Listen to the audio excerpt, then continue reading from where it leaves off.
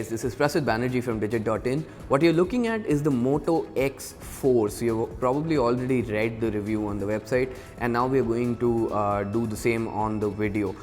You probably know about this phone already. It's got the Shatter Shield display. This is what Motorola calls a Shatter Shield display. It's a 6-layered display, and I'm going to start with that. So you will read there are areas where they say it's a 4-layer display, some say it's a 5-layer display. Essentially, there are 6 layers. There are 2 touch layers. There are 2 lenses on top. There's an exterior lens, there's an interior lens, there's the AMOLED display panel, and there is an aluminium core at the bottom, which basically has been put there to absorb shocks when your phone falls. And what Motorola is saying is that you're not going to be able to break this display. Well, to be honest, we tried really hard, and we couldn't break this display. It really is shatterproof for all practical purposes. And the way it works is that, of course, if you hammer it with a hammer, then the display will actually not break. It doesn't break exactly. What happens is the lens on top will start getting dents, and because of which you will have areas on the screen which will have a lot of dead pixels. But apart from that, in regular falls, so for example, if you're getting out of the car and the phone falls out of your lap, or if you're taking a call and on a call the phone zips out, or even in some cases if the phone falls from, say, a first floor balcony, this display just does not break. It's very difficult to break. We have tried dropping it quite a few times on different areas from various different heights, and it really does not break.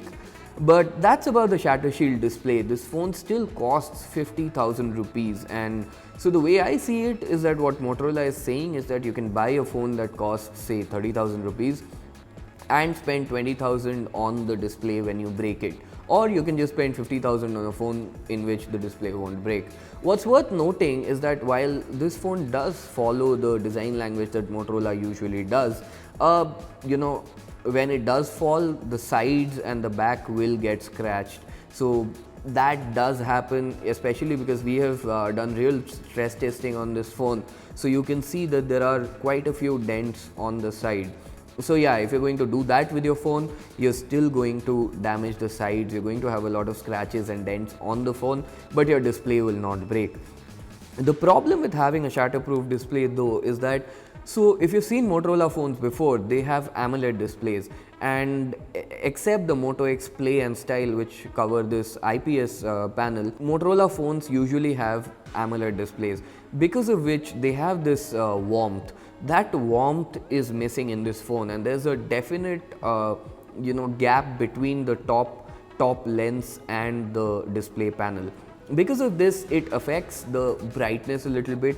Not enough to really be a big problem, and if you consider the fact that the display won't break, that really is a good enough trade-off. But yeah, this is not really the uber bright Motorola displays that we have seen till now.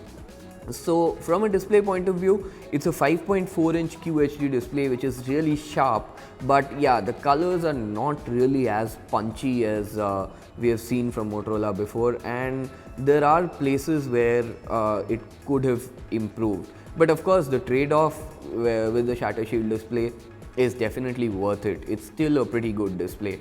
From a performance standpoint, this phone runs on the Snapdragon 810 processor, and yes, it does get hot when you're downloading a lot of apps or a lot of things are updating on the background.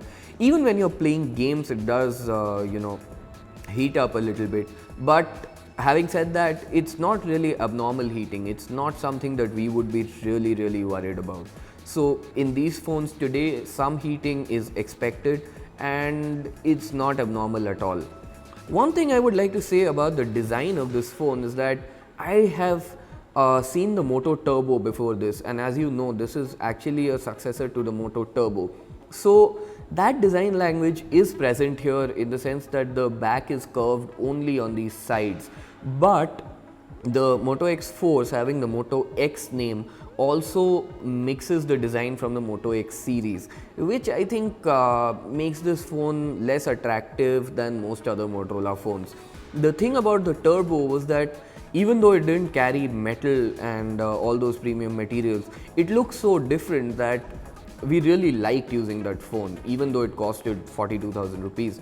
And the ballistic nylon back is back again, but you know, it really doesn't look as good on this phone as it did on the Turbo.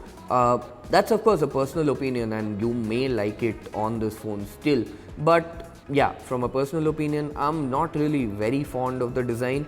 But again, make your own pick based on what you like.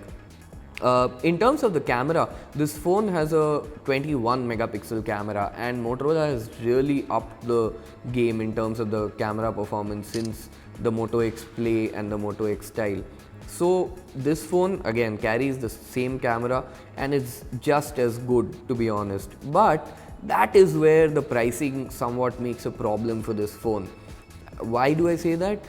The reason for that is that this phone costs 50,000, which means that you're directly competing with phones like the S6, the iPhone, the Note 5, and to be honest, those phones do have a better camera than this, even though the Moto X Force does have a pretty good camera and it's really fast.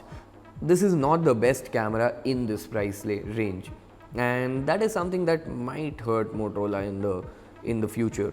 In terms of performance, again, it can do about 1100 frames on gaming, which is just good for the flagship class today. And you can't really complain on the performance level. Yes, in terms of pure numbers, there are phones out there, especially the iPhone, which can do much better than this. But to be honest, it's not really worth complaining, because in regular performance, this phone will just about do anything that you need it to. And opening apps, there is no lags. In fact, since it has the Marshmallow update, the best part about this is that there are a lot of lags that are now gone.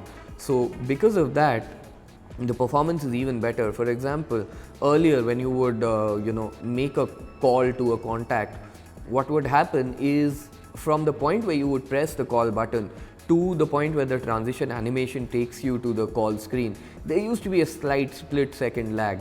Even those lags are now gone, and the performance is much smoother, it feels much better, and yeah, it is just a top class phone in terms of performance. There's not much to complain.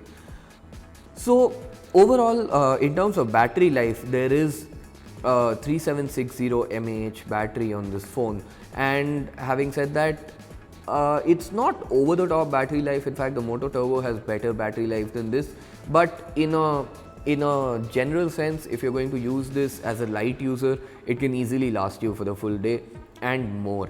I have never used the power saver modes on this phone because I've never really needed the power saver mode, because the battery is just good enough to last me a full day, and I'm a pretty heavy user. I'm talking about 15 minutes of gaming, 20 minutes of gaming each day, a lot of web surfing, about 2 to 3 hours of music streaming, and then lots of texts on WhatsApp, and about 5 to 10 odd calls. So yeah, on that, it's pretty heavy usage, but the phone can still take a full day's battery very easily. I could actually get it to last a little more than a day, so for most people, this would be good enough. What I must say is that I keep my phones on full brightness every time, which means that if you're not keeping it on full brightness, you can get up to 30% of extra battery life over what I get.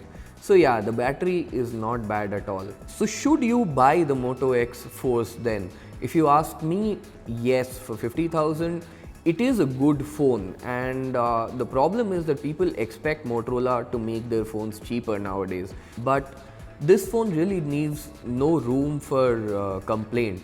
So I don't think it's a bad phone at all to buy. If you have butter for fingers, then this is possibly the best phone that you can buy in the market today. Otherwise, yes, the camera is a little weak for this price range, and as long as you're okay with the trade-offs, this is still one of the best phones to buy.